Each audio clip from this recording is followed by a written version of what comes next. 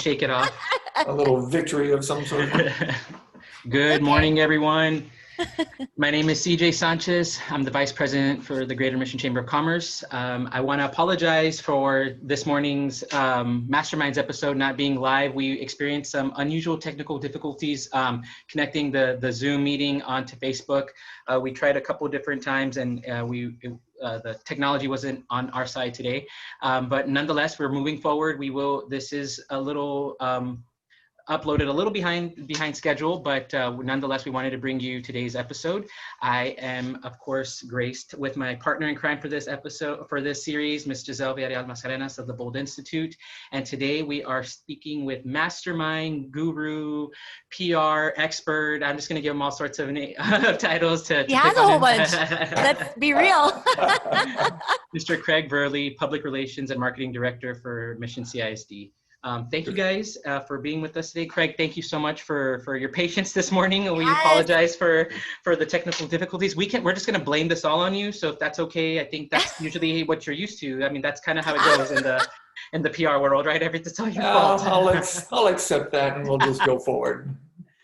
Craig, no, I was excited for today's episode, and so last week's episode, Giselle made the connection with our speaker, and I hadn't met Miss Sabrina Walker before, and so I had the pleasure of kind of getting all the information, all of the fun facts and the insight and the knowledge from her, and it was a great experience. And this week it's the other way around. Giselle, yes, and you guys hadn't formally met, so she's excited to hear about your background and kind of your mastermind and your craft. So I think one of the main things that we wanted to highlight is I was telling Giselle, the Mission CISD and the Chamber have, I think developed a stronger bond over the past couple years since Brenda and I came on board, and that's all due to you and I remember our first meeting when you came by the Chamber, and you've got such a calm but yet passion for the school district. And when we, it's easy to just hear you talk about all the things that you guys are doing and get inspired by everything. So we've really kind of grown that's been a favorite of ours and a favored relationship that we've been able to cultivate and continue to grow. And that's thanks to you. So we appreciate you making that happen. But let's just start by giving us a background on where Mr. Verley started and how where fast forward to today. Well, I guess here in the Valley, I started, I don't know, about 27, 28 years ago now, when I came down here with, back then it was Channel 4, KGBT TV, working for them, continuing my broadcast career with them. I've got a background that includes well over a dozen years in radio and broadcast news, some retail management, rental car management, but the last 22 years has been spent in the world of public school communications. Awesome. Oh, wow. That's fascinating. So how did you get into that position? Like, what was the transition like and why? It was an interesting transition. A lot of the skill sets are the same in terms of all of the communicating skills, the writing, a lot of those aspects of it, but it's a very different dynamic because you're dealing with very different groups of individuals. And so it's been an interesting learning curve, especially the first couple of years, trying to figure out all of the different terminologies used within the education world, and then trying to figure out how to best communicate all of that to the community and to the families, and then start building from there. So how long have you been with Mission ISD? So is that like you jumped in with Mission, or you've had several different school districts? No, this is the only school district I've been with. I jumped right from the TV station into Mission CISD. I'm starting my 23rd year now with the school district. Wow. That's incredible. Oh my gosh. So I just want to really dive in because I have so many questions about, like, especially in your position, how are you dealing with COVID? Like, how are you dealing with, communicating to the parents, to the students, how keeping the energies, like, everybody calm, and we're getting you the best information possible. Like, how are you doing all that? That's a really tough one to wrap around in one good type of statement. Okay, we have time. We have the time. Right? Yeah, let's break it down. Please break it down. Yes.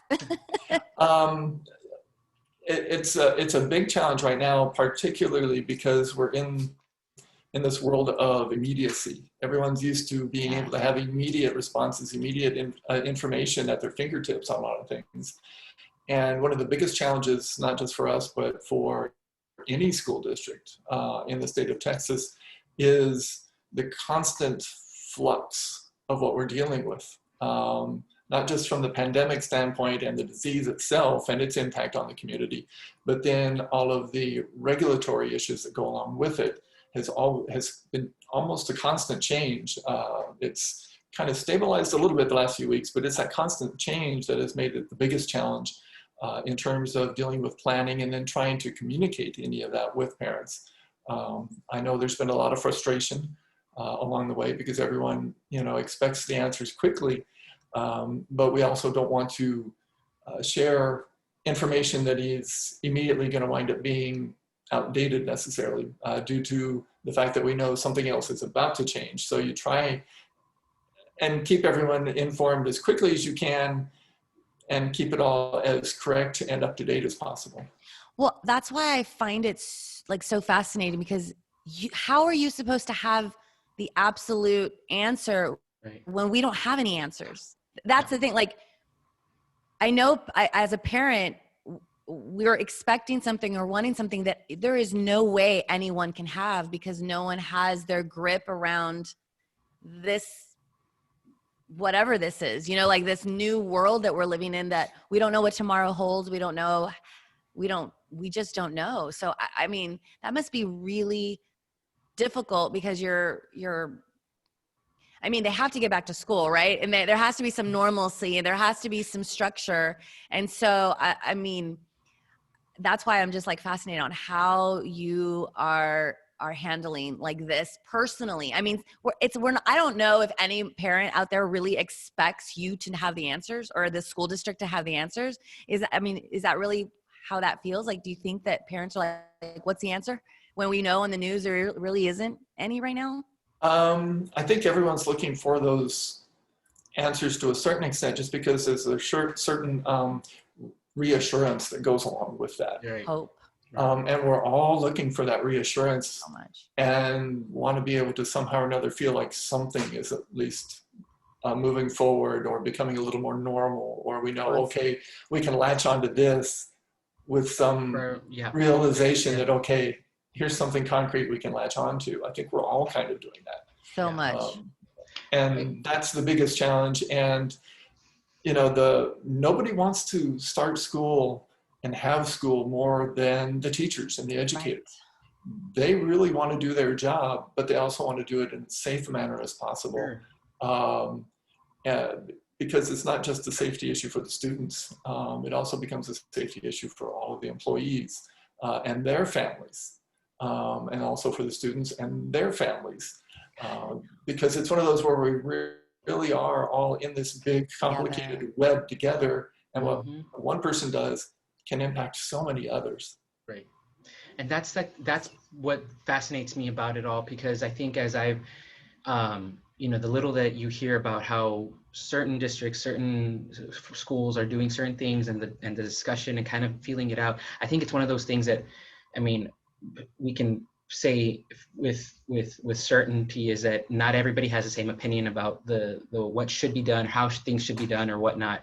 And I think for what I find interesting from your standpoint, from the school district standpoint, when as an executive team has to kind of be the ones to say, hey, what's best for our, with what we can control within our district, within our capability to protect the students and the staff and teachers all at the same time. That's a tough decision to make. But I think that one of the things that I find interesting is the way that from the beginning, we've been able to talk to Dr. Bettis on a previous series, The Way Forward, and I think just from day one, you guys have just adapted to it seems like overnight. And I know that I know we've talked about it. I know you're a big driving force behind that too, Craig, in the sense of getting the information out and really kind of keeping the communication. How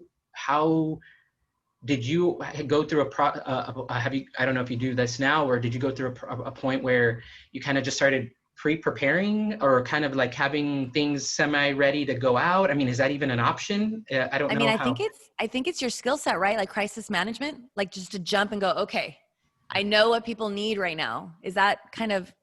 To a certain extent, yeah, that's what a lot of the school communicators have been doing. You always try to use your crystal ball as much as you can in those, because you want to be as prepared in advance as much as you can. That way your response is a little quicker and a little more thought out, hopefully too. You always try to look ahead at what potentially could be coming and try to prepare for some of those various scenarios. When it comes to, you know, when something you see coming your way, you want to say, okay, if this is what actually happens, this is the direction we're going to go with how we need to address it. Or, oh, okay, if it takes a little jog to the right, then we need to do this instead.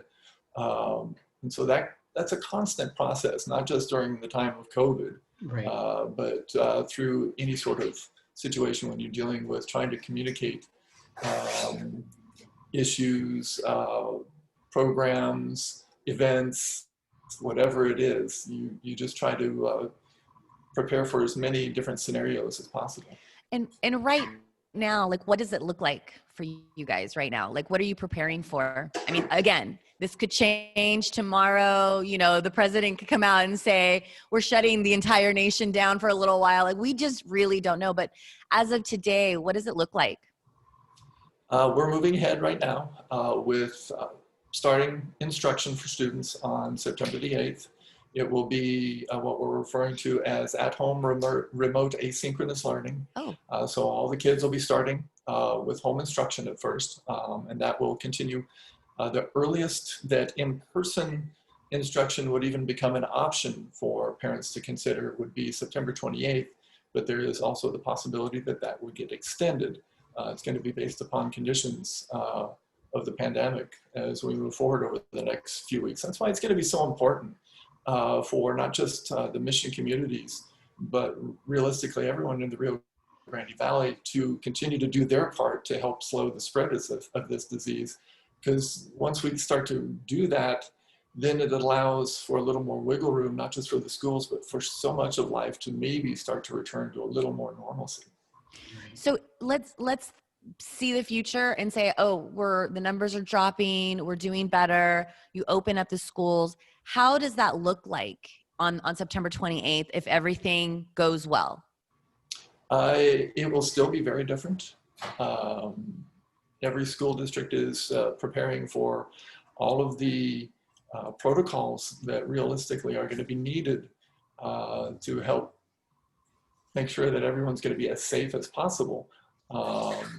You know, that's going to include all of the physical distancing aspects, all of the sanitation, all the cleaning, all the hand washing, trying to arrange schedules in a way so that there's not as much intermingling of student groupings as much as possible is one of the things that's recommended from the Texas Education Agency. A lot of the directives and guidance comes from them in terms of, okay, these are the minimum things that a school and school district should be doing. And then school districts, of course, can always take things a little bit more secure and trying to take additional steps that they think may be necessary. I know in our case, the plans are in place to start addressing things from the moment if a child is taking a school bus to school, from the moment they're fixing to board that bus to when they're exiting that bus at the end of the school day. Plans are having to be made in terms of when students are being dropped off at school, what's that going to look like? What entrances and exits will be involved, because you need to minimize, again, groupings and gatherings as much as possible throughout the entire process. Wow, that's you're talking about this, and I'm flashing back to school and thinking like that's a tall order, because that's, I mean, each school has, you know, you guys, I don't want to say, I guess hundreds the best word of is kids. Yeah, it's just full, you know, like, how do you do that, right? You know, I mean, do you decrease the number of kids? And well, say like overlap, like you come in the evening, you come in the morning, you know, we're hiring double the teachers. I mean, I'm like, it's just like, how do you do that? Wow. Every school district's probably going to have their own variation of what goes on. And it's all going to be based upon the individual needs of the district and or the campus, because it'll be a little bit different even from campus to campus based upon the physical nature of that building or even the number of students involved and staff involved. When the day does arrive when we can start offering in-person instruction as an option for parents, there's still going to be probably a lot of parents that are going to feel more comfortable keeping their children at home and continuing with the at-home instruction. The one nice thing about what's been going on now, going to jump back just a little bit to March. When literally every school system within the state of Texas had to completely change every aspect of how they work within a matter of a few days. They had to recreate how they were going to provide instruction, how they were going to provide meals, you know, how they were going to operate in general, and how to try and deal with the technological issues that so many of our families, especially here in the Rio Grande Valley, tend to face. And so it wasn't ideal, and what we're going to be moving forward with at this point may still not be ideal for everyone, but it will be a lot more intentional. The instruction is going to be more on target with the normal instructional plans. What we're moving forward with is going to be very different. Attendance is going to be required every day and will be counted every single day. Students are going to have to log in every single day. Attendance is going to be hugely important for the families in that matter, because their grades are going to count on it. Course credit is going to be a part of all of that. And so the teachers have started their process of developing their curriculums and their lessons and their lesson plans for all of that. And a lot of the intensive staff development is going to be going on over the next couple of weeks to try and help polish off a few things for the teachers and give them the tools that they're going to need as well. Craig, that, I mean, you know what I love most is that I really think that all this information that, thank you so much that you're just sharing with us, gives so much peace to people who will be able to hear this as a parent, because it does. Knowledge gives us power, you know, like it gives us the ability to go, okay, well, maybe I can send him back to school. Maybe I'll decide to stay home, because they're going to be, you know, like they start to be able, they're able to see, you know, how to plan accordingly, because I mean, it's difficult, especially for with both parents working full time, with, you know, daycare really hard, because who's going to take care? Like if I have somebody come into my home, how do I know that they're, you know, like there's just so many questions. So thank you so much for all this information. I really think, I mean, immediately it gave me just like a sense of calm. Like I was like, okay, this is really awesome, because now you have, how crazy is this? But now you have experience with something like this. You have since March to get ready. Do you know what I mean?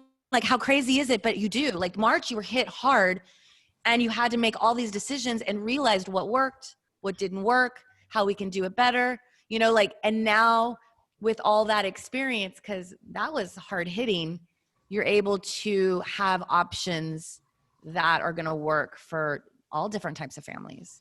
Yeah, and there's still a lot of challenges that are going to have to be overcome over the next 3 weeks as we get ready for our first day of instruction.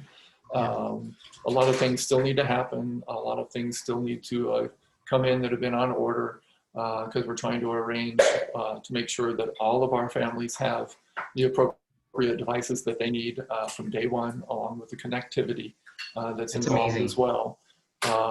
We haven't announced all of the time frames for the delivery of those just yet, because all of those are still being finalized as well. So any families that are watching right now, it's coming. You know, everyone's eager to find out all of those things. But we don't want to prematurely announce something and then have something change on us a day later. Like technology. Because that was one of the biggest things too throughout the spring. It was like every other day something was changing, and we were having to say, oh yeah, we were doing this, but now we're having to do this because this set of parameters changed, or this law changed, or this guidance changed. And that I know was hugely frustrating, not just for probably every school administrator across the state of Texas, but it was also really frustrating for a lot of families, and that's very understandable. Yeah, of course. And, you know, again, everybody is working very hard to try and make sure that things go as smoothly as possible, and that all of the needs are met to the best of everyone's ability throughout the entire process, because we know how important it is to bring that sense of routine and normalcy a little bit back too, but we also want to keep all of the students on track with their education and with what they need to be able to continue to grow educationally throughout the school year. I think it's I just want to commend, I think it's really important and really, really amazing that you guys, and this is where I think I know other districts are doing what they can, but you know, one of the things that I mentioned earlier that I've just been so fascinated and the leadership and with Mission CISD, the way you guys have just done what you need to do to help the families and provide what needs to be provided, meals, you know, now technology and you know, connectivity so that they can, you know, be able to log on and connect to the internet or whatnot.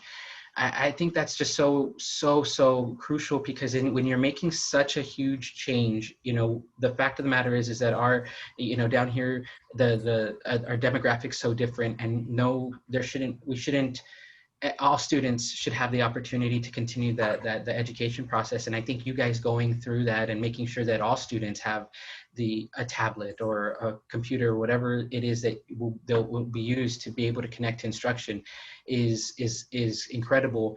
And now, and with that being said, I think moving forward, whether in person or if from home, technology is going to be just, I think we've just times 10 fast forwarded to how much that's going to be, you know, a tool in education.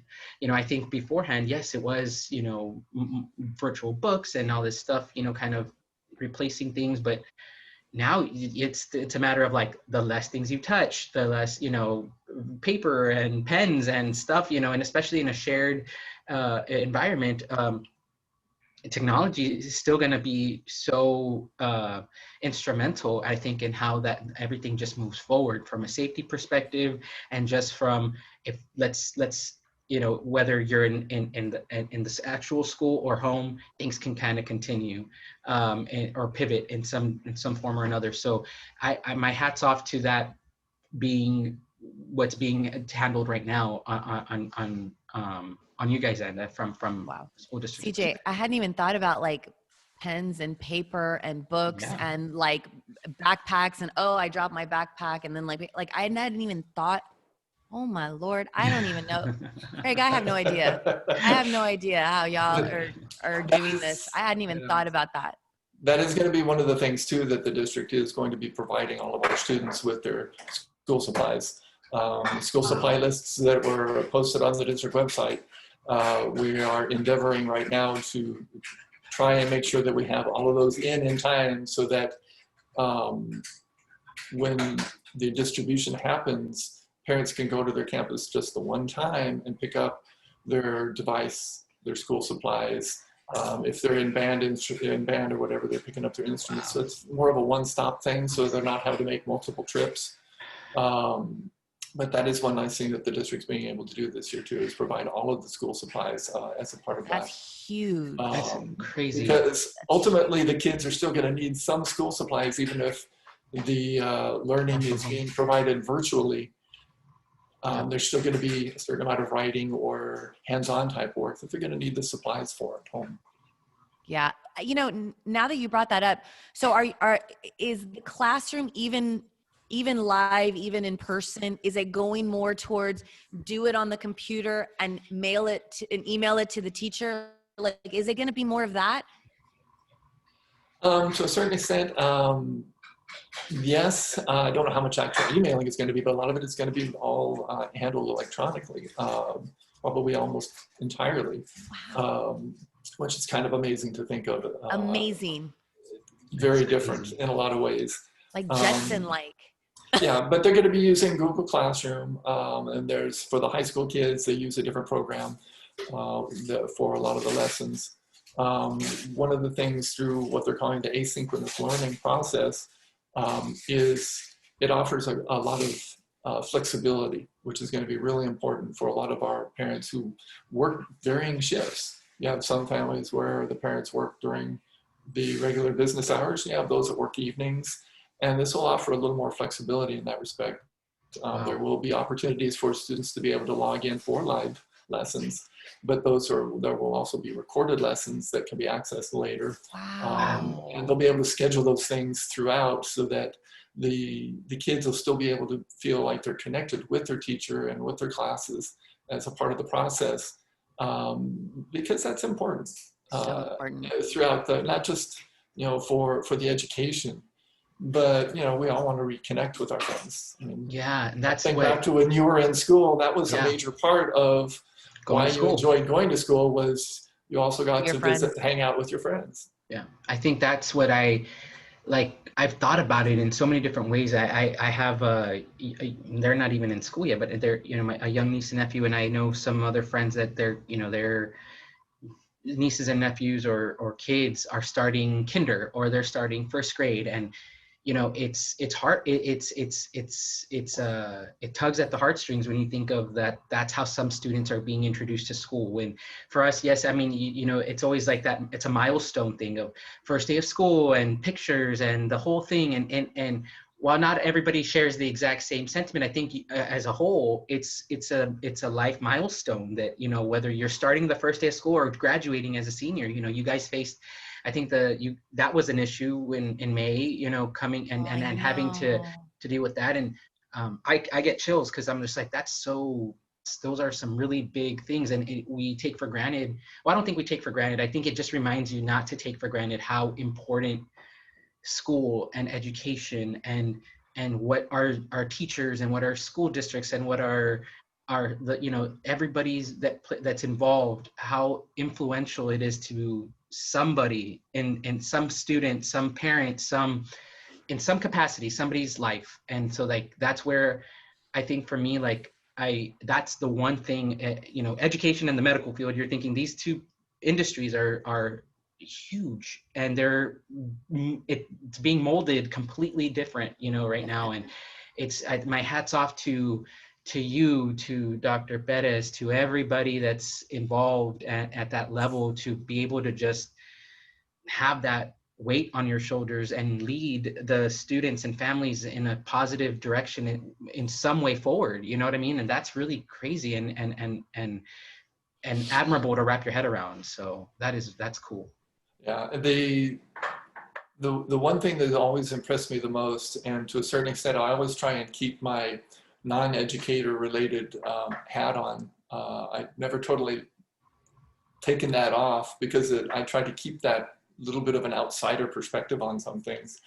And the passion that administrators of any level have, and the teachers as well, and the aides and everything, they have the passion they have to try and meet the needs of the students at every level is always so impressive to see and watch firsthand. And that's one of the nice things that I get to witness now from a distance, but it is one of the nice things that I get to witness as a part of my job. It's the passion that so many of our teachers and our educators have for what they do, and how they will always try to find a way to meet the needs of the student, whether it's trying to figure out a way to make a lesson different, or to do it virtually, or present the lesson even when you're back in a normal classroom setting type of situation. The heart that the educators serve with is pretty incredible. Craig, I had this idea while you guys were talking. I had like a download, and how amazing, because you made a good point, CJ. Like, you have all these new students going, like these first-time students, but then you have everyone's a first-time student with this new weirdness, right? Like, it's a new normal, right? So what if you did a campaign, Craig, where you got everyone on day one to do a picture and hashtag, Mission ISD, Mission CISD, so that you could grab all those pictures and everyone so parents can still take that first day of school picture, even if they're going to sit at the table, even if they're going to go, like put on the computer, they still get dressed and they're still part of this amazing community that is Mission, because we really are unique. We really, really are special. We lead with heart. Like that's a given for sure. That is, that's one of the nice things about our community. And the idea actually was something we were planning on. We hadn't announced it. Oh, tell me. And it's one of the things that we've kind of done on the down low, and it's been relatively quiet. But it'll take on an interesting curve this year to see what the pictures are like. We've always encouraged families to share on their social media their first day of school pictures with the hashtag MCISD first day. Oh, I love. And I was planning on continuing that because some of those things are fun to see. Because we're still going to have the first day of school. Yeah, it's still going to be a big deal. It's just that the pictures are going to look a little different. For some of the school systems in other parts of the state that have already started, it's been fun kind of watching some of those first day of school pictures from my friends in various parts of the state that have sent their kids back to school. Some have been in the classroom setting, some are starting virtually, and they're still doing the first day of school pictures. I love that. One, she literally had to sneak the shot. You could tell their son was working on their computer off to the side on the dining room table, and she was doing her own work. This was another school communications person. She was working from home, and she just snuck the picture off to the side because her son is old enough now. As first day of school pictures are no longer cool, so she doesn't be sneaky about it, but she still got it done and shared it.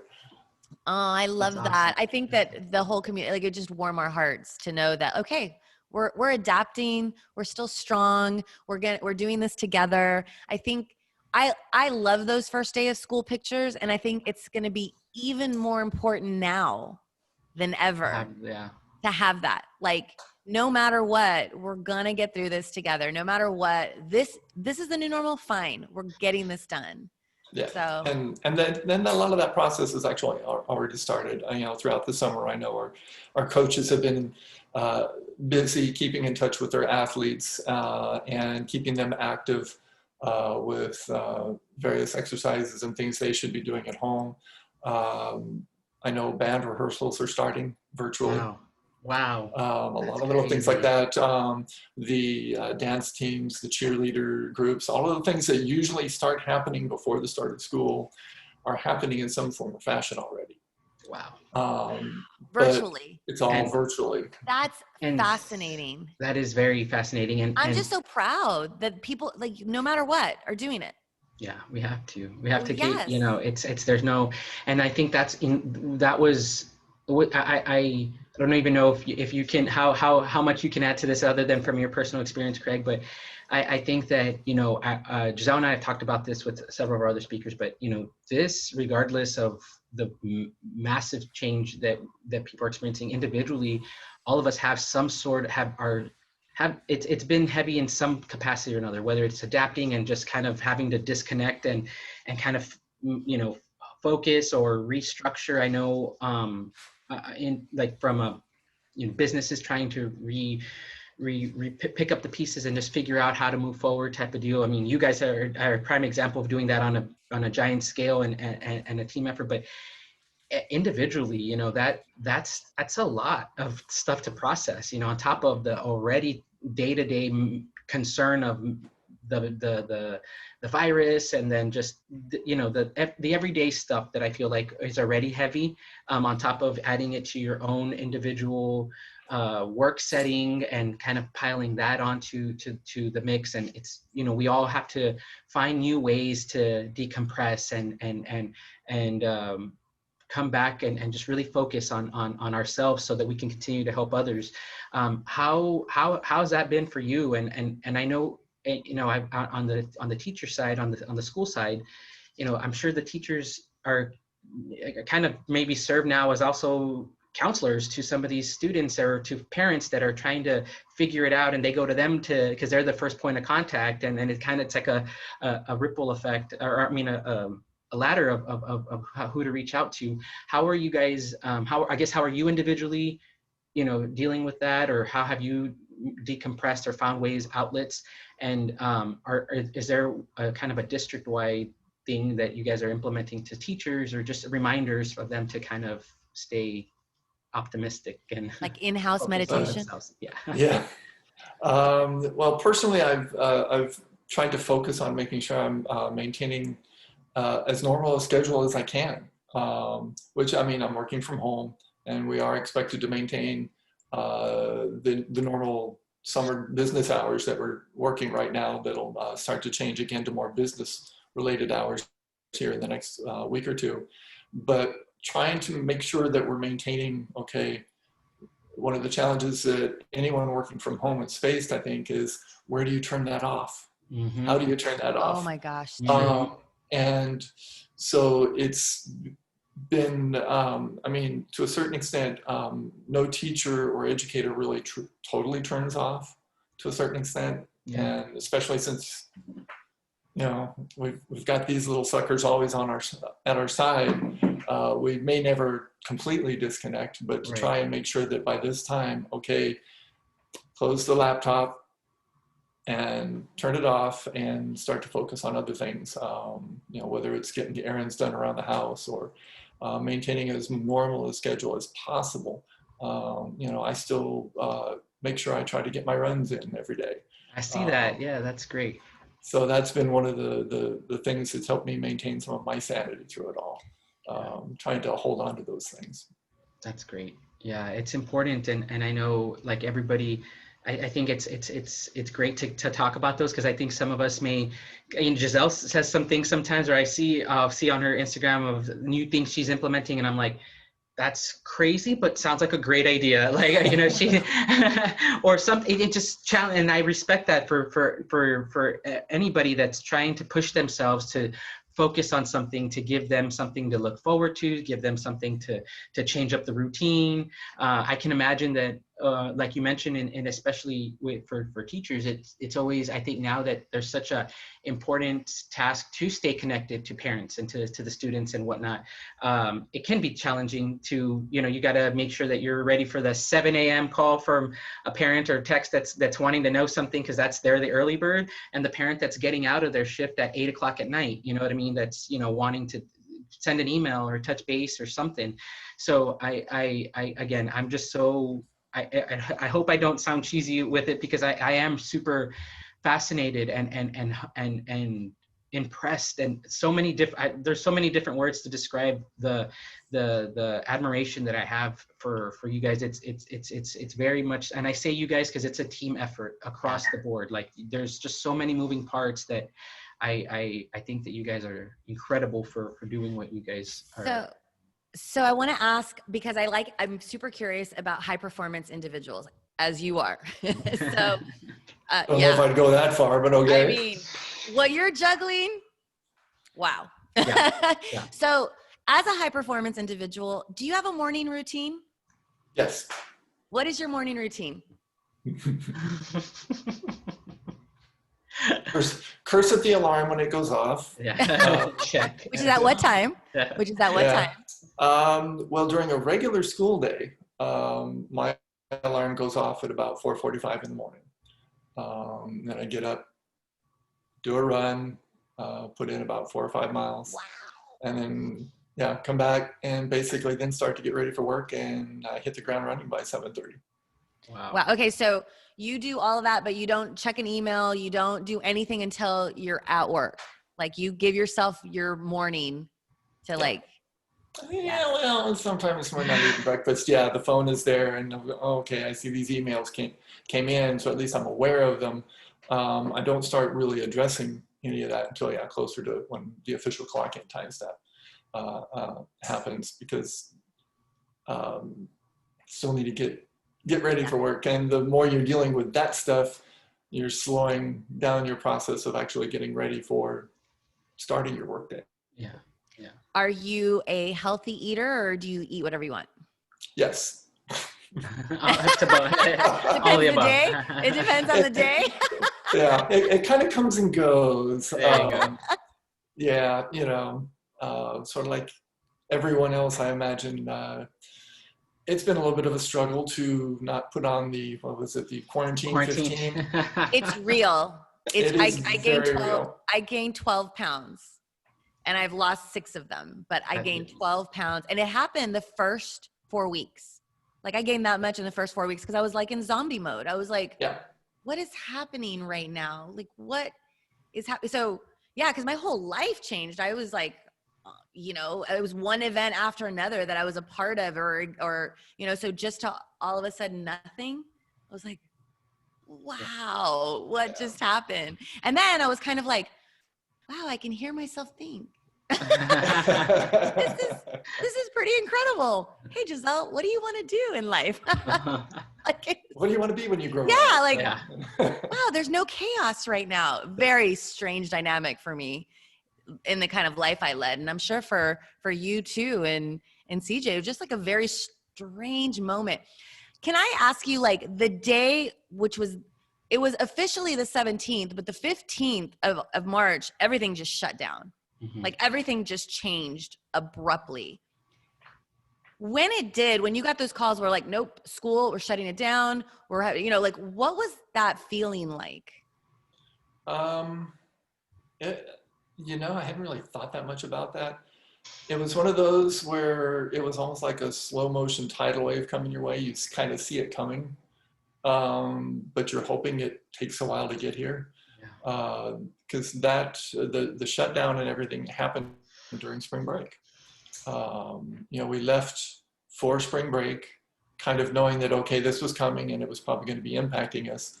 And I think most of us were probably hoping it was going to wait until after spring break to have to really start to wrap our heads around how things were going to happen. And then it just, boom, happened, I think, a lot quicker than a lot of people happened.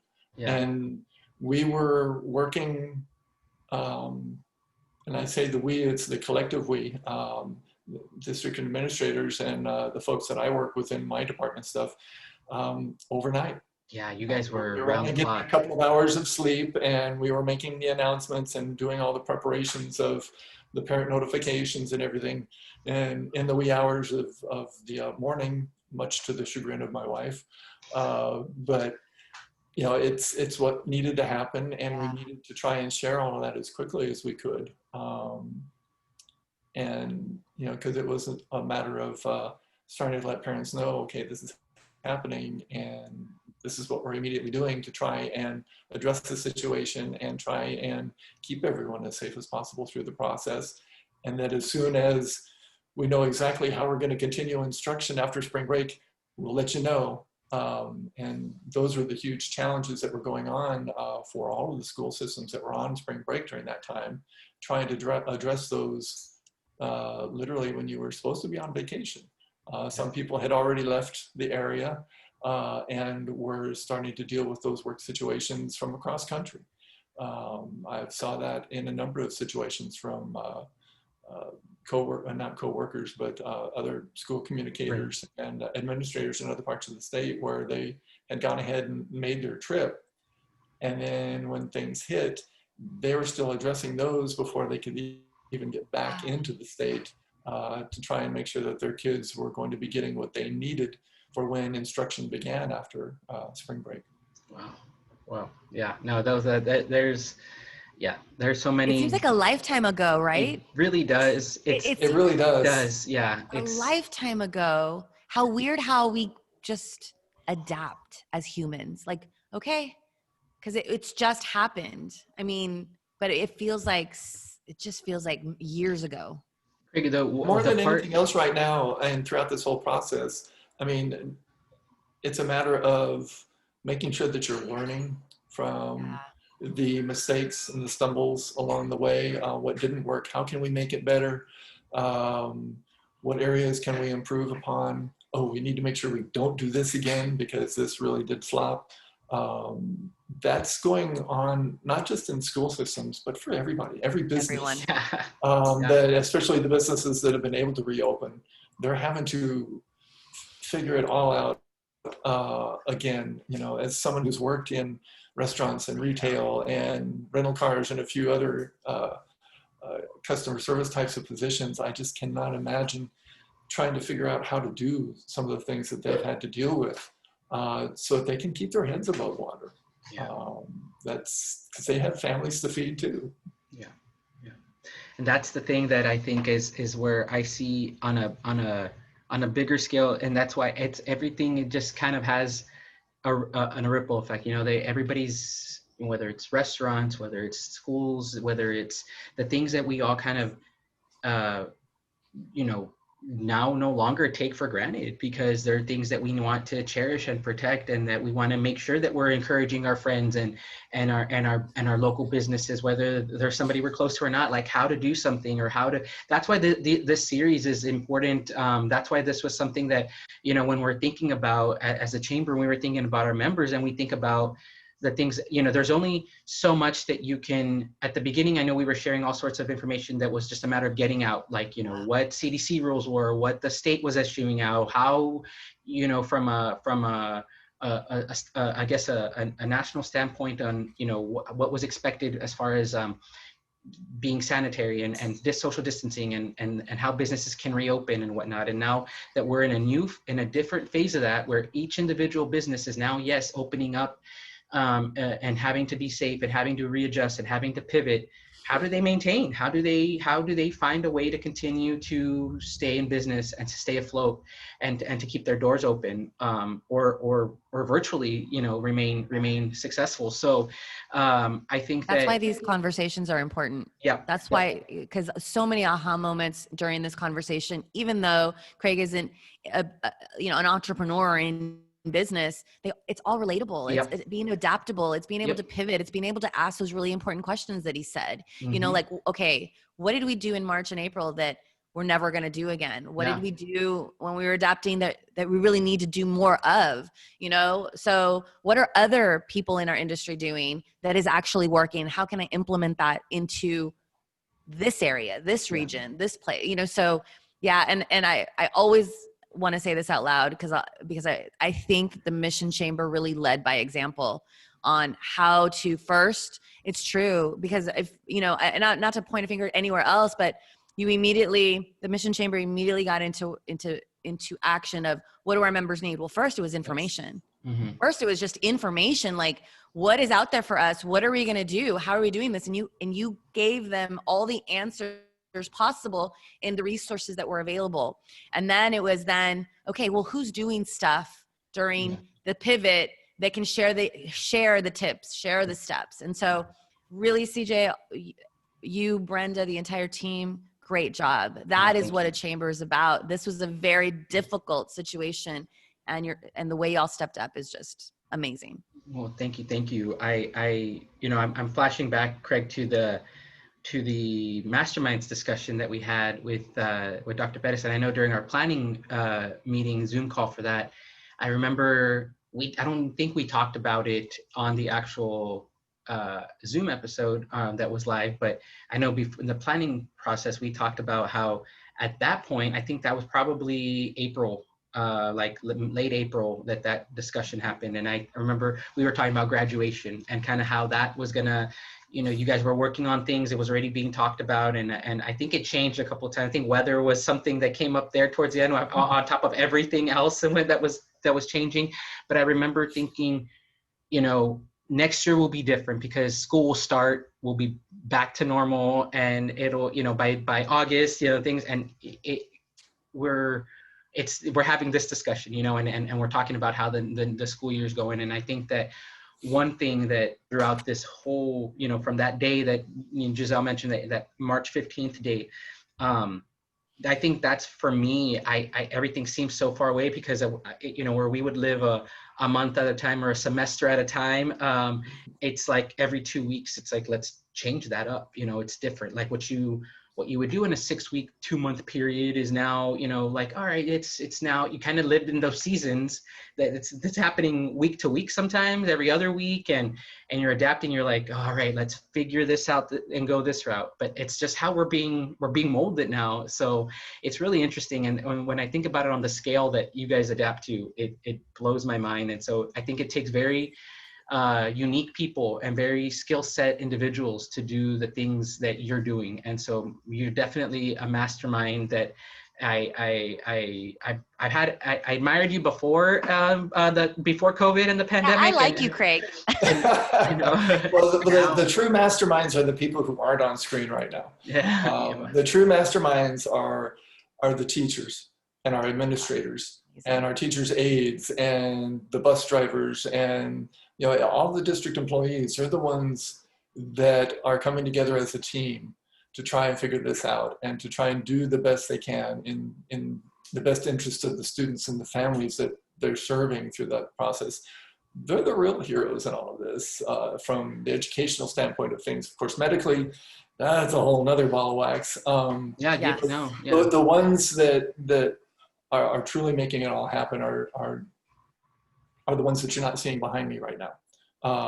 And that's what I don't want anyone to lose sight of throughout this whole process, is that there's a huge army of 2,300 employees within Mission CISD doing the best that they can with the circumstances to try and make sure that everything happens in some form or fashion. And yeah, there's probably going to be a few hiccups along the way.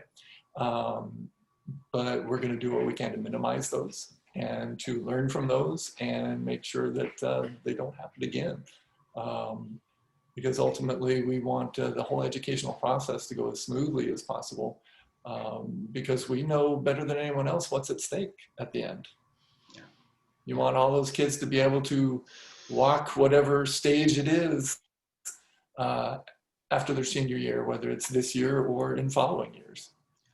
I agree. So and what a humbling conversation, and really, I think, as we wrap things up, Craig, what message do you want the parents and the students to know on behalf of MCISD leading up to the 2021 school year?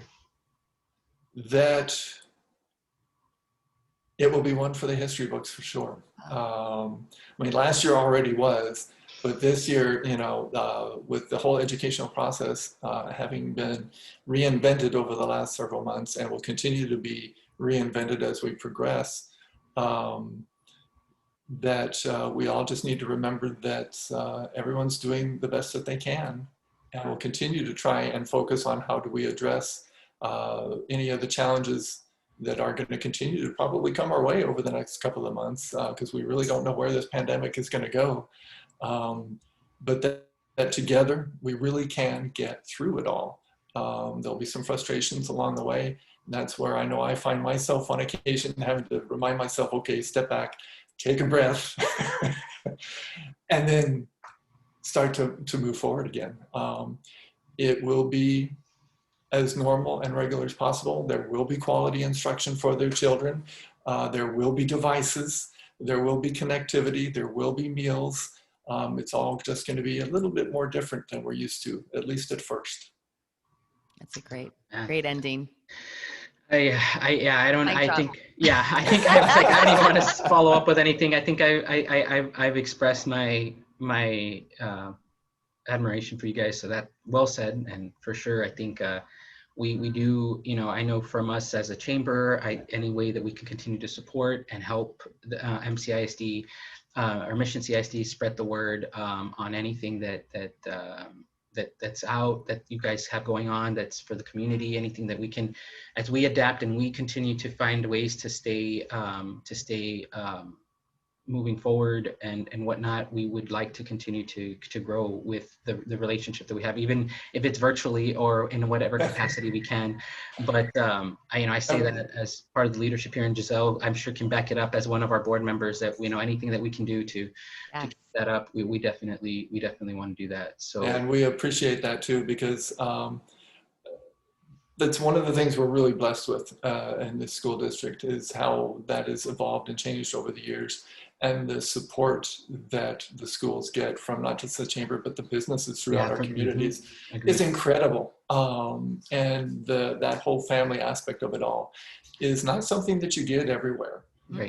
And one of the biggest things I'm going to miss this year is our traditional back to school lunch. I didn't want to mention it because I thought it was going to tear up. Why can't we have it virtually? Right? Why can't we have it virtually? Because one of the most visible things that wound up being where that's one of those times where it's an event that happens only because the 3 communities that we serve come together with all the businesses. Otherwise, that event would never happen. And that's one of those things where it's like, wow, yeah, perfect example of what this Mission CISD community of 3 cities can do when they come together, and they do regularly. Yeah. That's just one of the more visible ways. And it's been really rewarding to see all of that over the years. We'll get back to it, Craig. We'll get back to it as soon as we can. Get creative in doing it. There you go. There you go. Yeah, we'll have to revamp that. But no, my hat's off to you. We thank you so much for taking your Friday morning. That's your last Friday morning off to talk to us. We appreciate it. And again, we apologize for the technical difficulties for everybody that's watching now. Thank you for tuning in. Giselle, do you have anything that you want to? Yes, absolutely. Craig, I just want to thank you for coming on. Thank you for sharing so openly. I know how it made me feel, and I'm sure anybody, when they're listening to this, will feel it's like a sense of hope, just to know, to know what's going on, just to know. It's just, you know what? Wow, that's awesome. We are moving forward. This isn't stopping us. We all need that. We all need to hear about what's going on so that we can make the best decisions possible for our family. And you're right. Mission is amazing. We're just heart, we're love. I mean, I'm just so proud of Mission, so proud of you guys. Thank you so much. And I just want to let everybody else know that it's watching right now that, if you do have a small business, if you do want to be a part of the chamber, this is a chamber that's going to find a way. If you're having issues with funding, we'll find a way. We have payment plans, but we want to make sure that you're getting the resources that you need to make good decisions, that you're able to get the resources that you need to adapt to a new normal. So this is what we're about here at the Mission Chamber. And we just want you to know that we're super inclusive. Just whatever it is that you need, let us know. Yes. Thank you, Giselle. Absolutely. Thank you, Craig. And again, thank you to all y'all that are tuning in to this episode 5 of Masterminds. We will be back next Friday at 10:30 in the morning.